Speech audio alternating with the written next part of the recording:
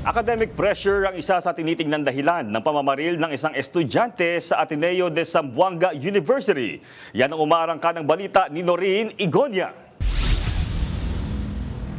Idineklara ng lokal na pamahalaan ng Zamboanga City na Day of Mourning ngayong araw, Agosto 19 sa lungsod. Ito ay matapos ang pagkasawi ng dalawang estudyante sa Ateneo de Zamboanga University dahil sa pamamaril na nangyari alas 7:45 ng umaga kahapon, Agosto 18.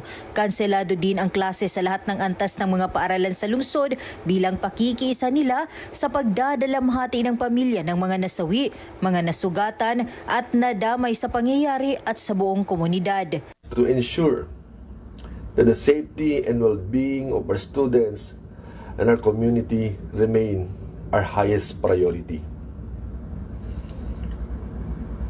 As a solemn expression of our collective grief and respect for the life lost changes at all levels in all public and private academic institutions in Zamboanga City are suspended on Wednesday, August 19, 2026, which shall be observed as a day of mourning.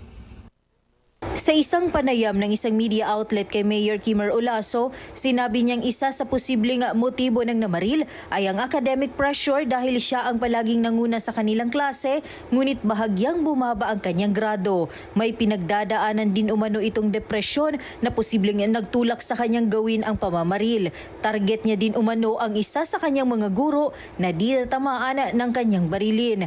Kahapon, pinairal ng Bureau of Customs ang suspension sa ama ng suspect na isang district commander. Siyempre yung tauhan ng Bureau of Customs, si Lieutenant Lars, mahusay naman na opisyal yan. Kaya lang, kinakailangan ko suspindihin talaga at tanggalin muna siya sa kanyang posisyon upang magkaroon tayo na talagang malinaw na investigasyon kung hanggang saan ang pananagutan niya. Bagamat nagluluksa ang akademya, nangako naman ang presidente ng ADZO na makipagtulungan sila sa isinagawang investigasyon ng mga otoridad. The university is fully cooperating with law enforcement and the proper authorities as they continue their investigation. We know that there are many questions that all of us understandably want answered. We ask for your patience. We ask for your patience as the facts are carefully established. Sa ngayon ay nasa maayos na kalagayan na ang 9 na sugatan habang patuloy na ginagamot sa ospital. Bumisita na rin si DepEd Secretary Sani Angara sa Zamboanga City at nakipagpulong sa mga opisyalis ng lungsod at ng paaralan hinggil sa nangyaring insidente. Ako si Noreen Igonia ng PRTV News, nagseserbisyo para sa Pilipino.